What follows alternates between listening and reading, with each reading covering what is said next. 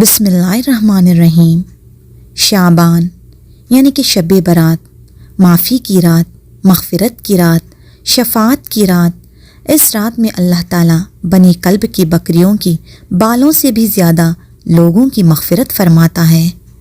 اسی مہینے میں ان لوگوں کے نام لکھ دیے جاتے ہیں جن کی روحیں اس سال قبض کی جاتی ہیں۔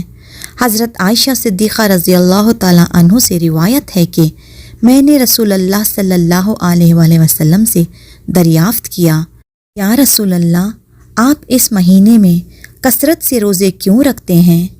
آپ صلی اللہ علیہ وآلہ وسلم نے ارشاد فرمایا، اس مہینے میں ہر اس شخص کا نام ملک الموت کے حوالے کر دیا جاتا ہے جن کی روحیں اس سال میں قبض کی جائیں گی، لہٰذا میں اس بات کو پسند کرتا ہوں میرا نام اس حال میں حوالے کیا جائے کہ میں روزے دار ہوں۔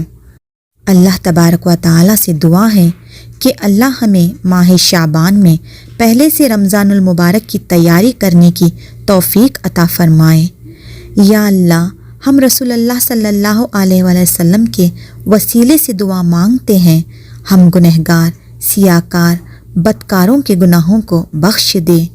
یا اللہ، ہمیں شرک، جھوٹ، کینہ، چغلی، غیبت، چوری، شراب، زناکاری سے پناہ حفاظت عطا فرما، اور ہمارے رشتہ داروں اور دوست احباب کو بھی محفوظ فرما، ہر فتنے سے، حاسدوں کے حسد سے، شیطان کے شر سے، نظر بد سے، بلاؤں سے، جنات سے، جادو ٹونے سے محفوظ فرما۔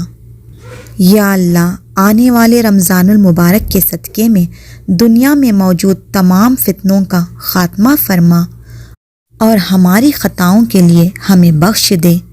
اس رات کے صدقے ہمارے صغیرہ اور کبیرہ گناہوں کو معاف فرما اور تمام مرحومین کی مغفرت کو جنت الفردوس میں اعلیٰ مقام عطا فرما۔ آمین یا رب العالمین۔